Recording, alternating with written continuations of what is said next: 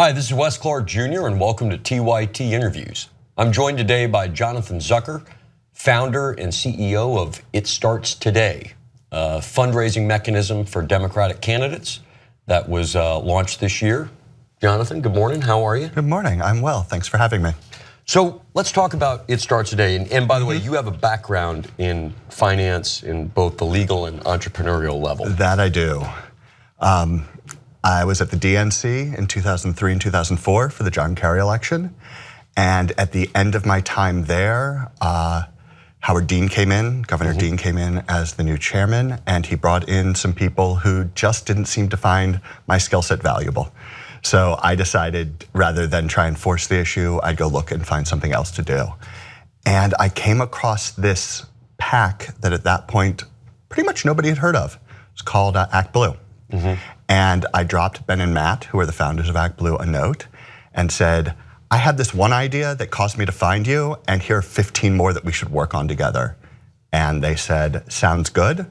And I went and I worked with Act Blue for the next 4 years, helping to take them from 800,000 to 850 million, sorry, Wow. 800,000 to 85 million. I should not. 85 million is a lot of money. It is a lot of money. And more importantly, from my point of view, and this feeds into the story later, I also was the architect of taking Act Blue from purely federal elections all the way into all 50 states. Okay, and so It Starts Today. What makes It Starts Today different than previous iterations? The major difference between It Starts Today and what's come before is that we are funding every single Democratic nominee. We're not picking our nominees. We are not picking our races. We're not deciding this is a swing district, this is a pickup, this is one that needs to be defended.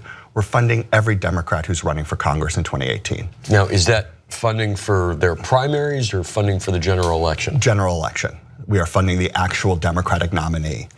And that's for a couple of reasons. First is we're just neutral. The battle that we're interested in is the one between the left and the right.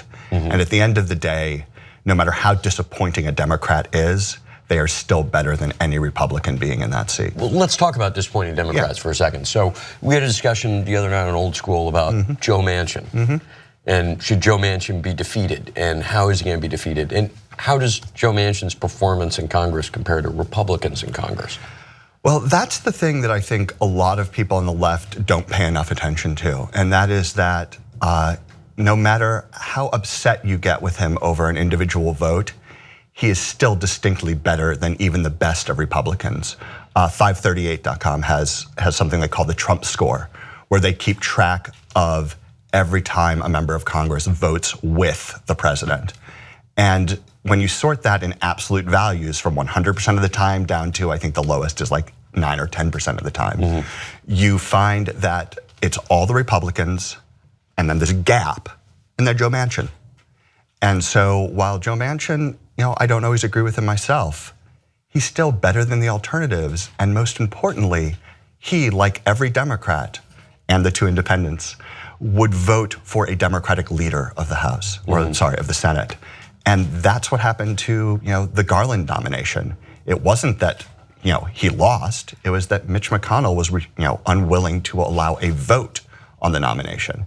Leadership is the single most important votes that our legislators make, and every Democrat votes for a Democratic leader. So,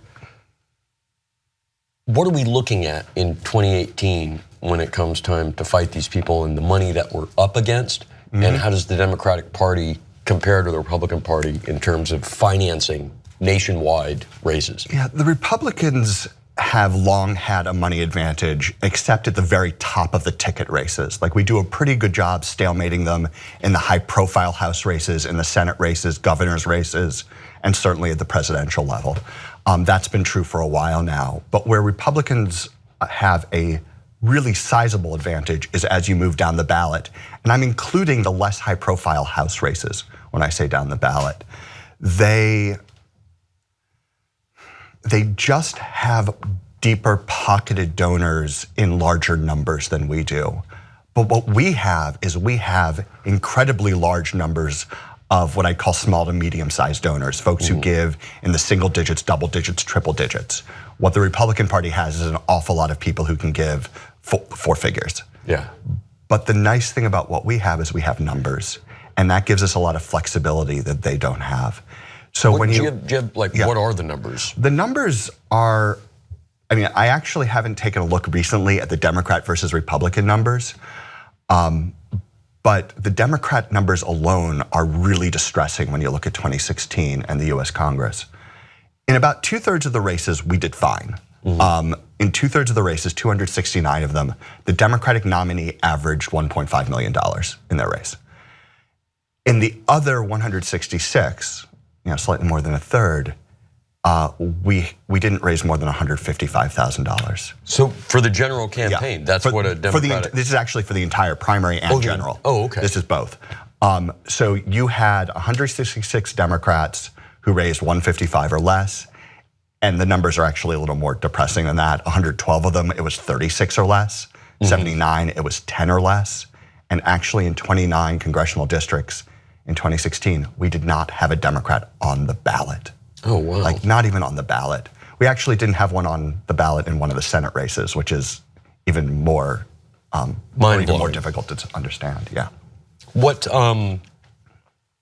these candidates were able to raise $155,000 total. Any of them win? Yeah, there were one or two incumbents who didn't raise very much, might have had some from the last cycle, or were in just very safe Democratic districts, but by and large, no, they all lost, and they lost badly. And for the last 20 years, really ever since we lost control of the House in 1994, the Democrats have been looking more and more and more at fewer and fewer races. We have gotten more and more targeted. Efficiency is the watchword of the day when it comes to campaign finance. You don't want to waste your money. And what that approach does, and it is the correct approach for every individual election. Like if you're just trying to win back the majority in 1996, it is the right thing to do. But it's not a long-term strategy. It's just the right thing to do to win the next election. Just for right now. For right now. And if you do the same thing every 2 years for 10 cycles straight, that's not the same thing as having a 20-year strategy.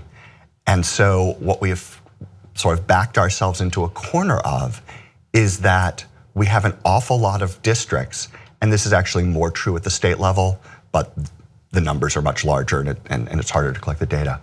We have a situation where we're just not competing in a third of the districts. We think the Democrats— A third of congressional districts? A third of congressional districts is 155 or less, and with 155,000, and a quarter of them are $36,000 or less. But even with $150,000, you can barely open an office, you can barely hire staff, you can do yard signs, but you probably can't even do a TV ad, even in a small market. You might get some radio up, but you're just not moving a message. And an electoral system where candidates not only have to be the better choice, but they have to actually get people to come out and vote, where 62% is good voter turnout.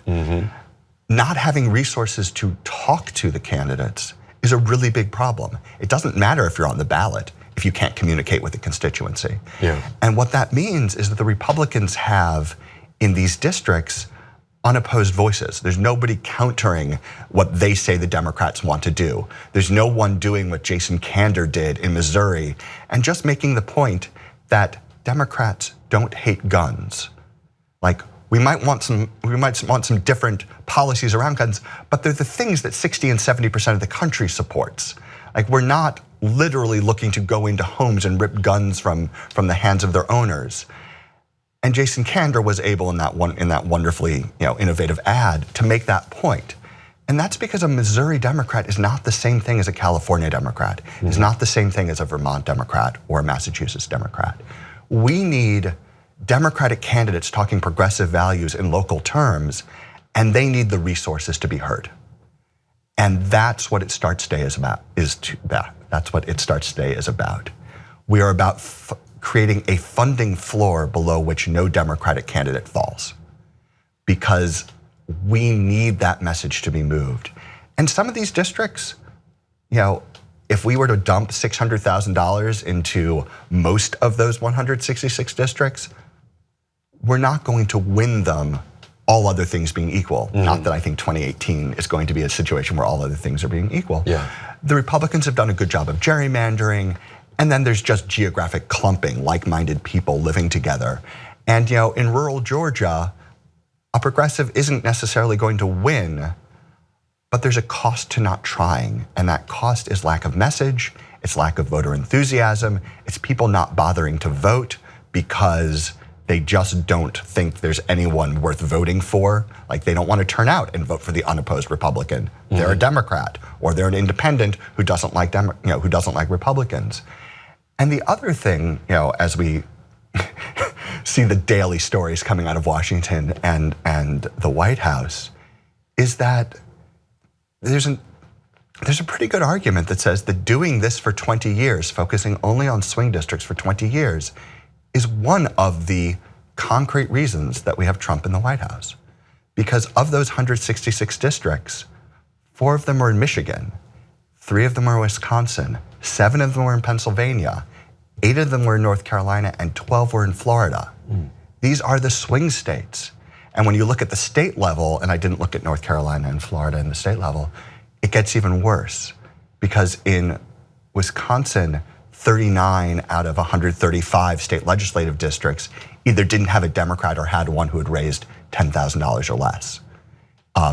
Michigan, it was like 34, I want to say. And then in Pennsylvania, it was 93 out of a much higher number, like 270. But that means that not only was there no congressional candidate, but there was no state Senate candidate, there was no state House candidate. Nobody was talking progressive values in these places. And when you run the numbers, all it would have taken is 3,000 extra votes in each of the Wisconsin congressional districts and 300 in each of the Wisconsin state leg districts to flip Wisconsin.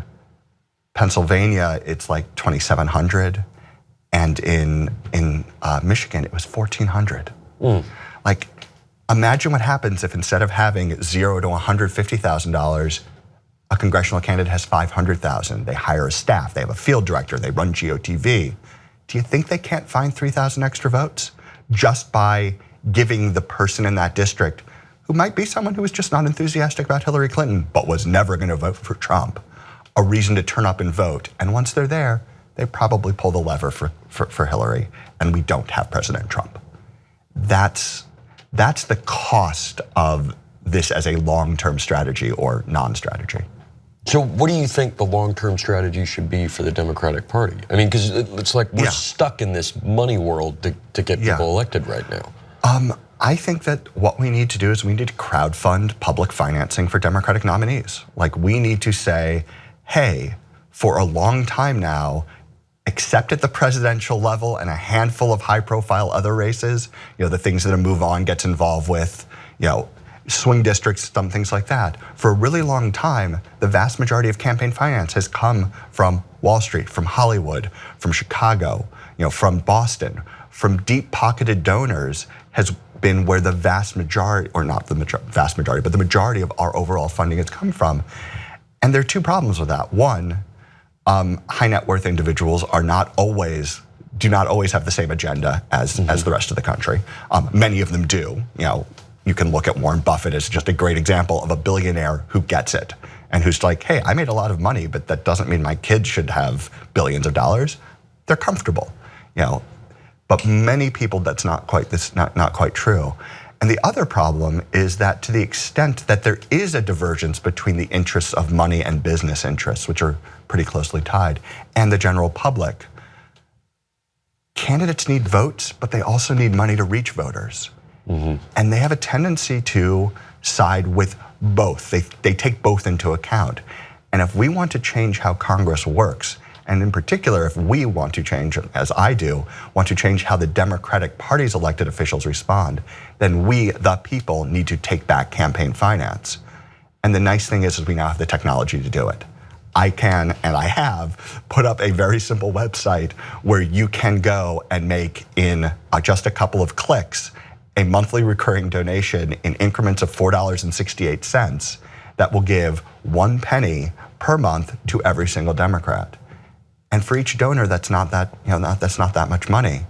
But we've already raised over $400,000 collectively. and we're barely getting started with this effort. How long has it been live? We launched on January 19th.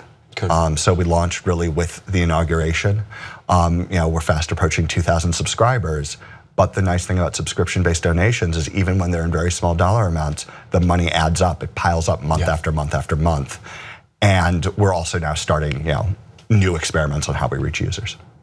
And what do you think are the most effective way to reach users and get them on board? Actually, this is.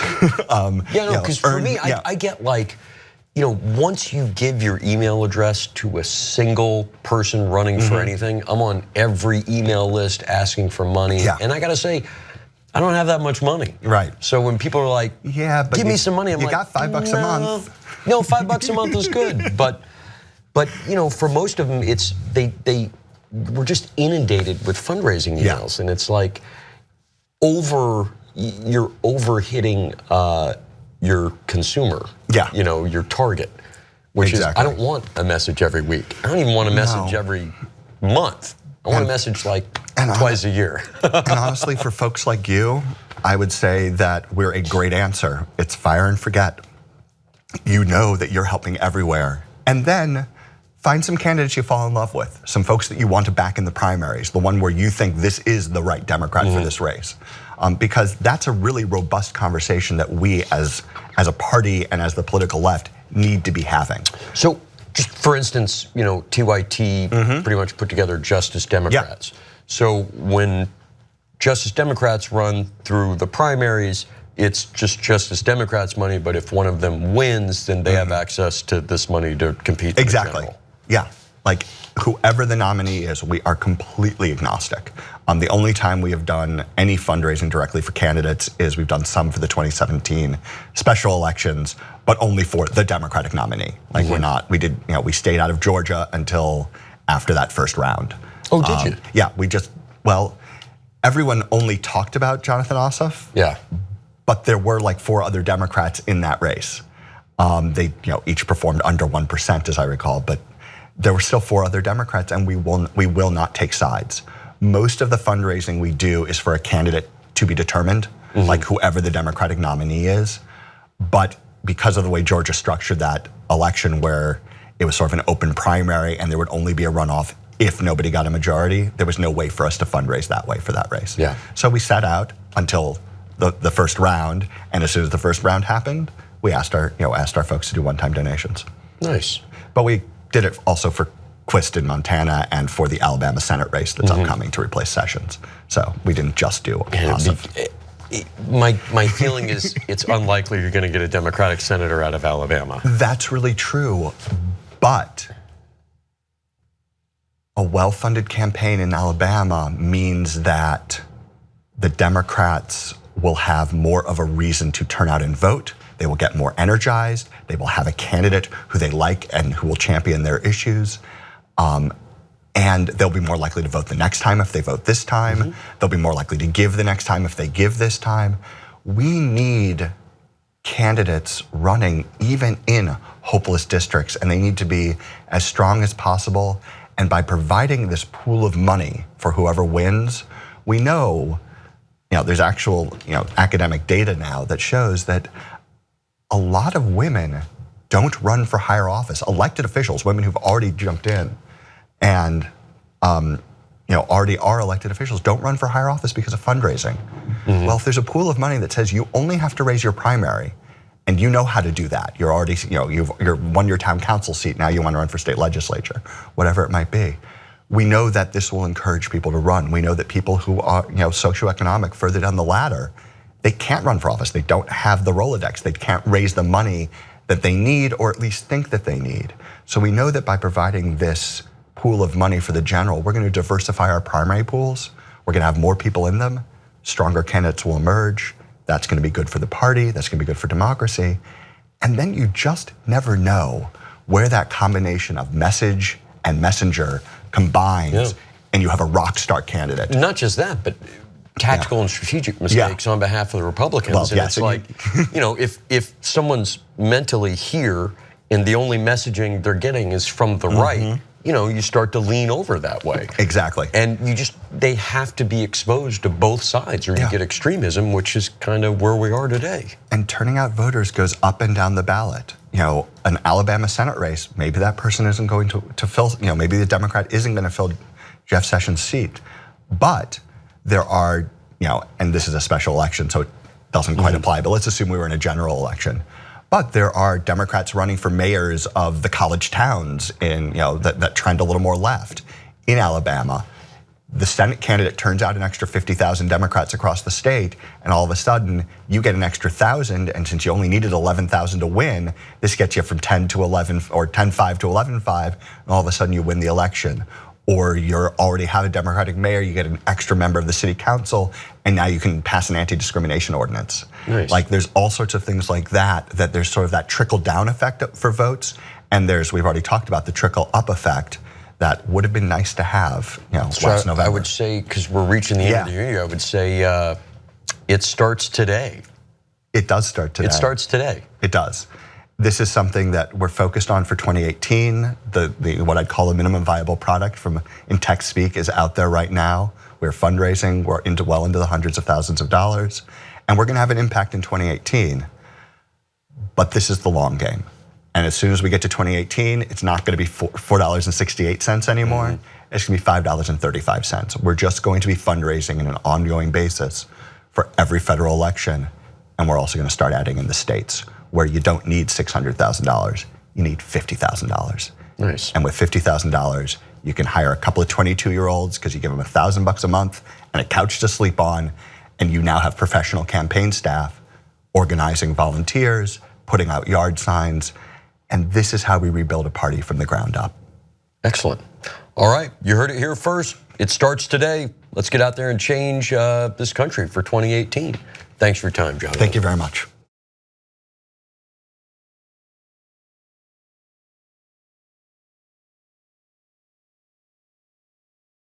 Young Turks members get to watch every single interview live as it happens. TYTnetwork.com/join.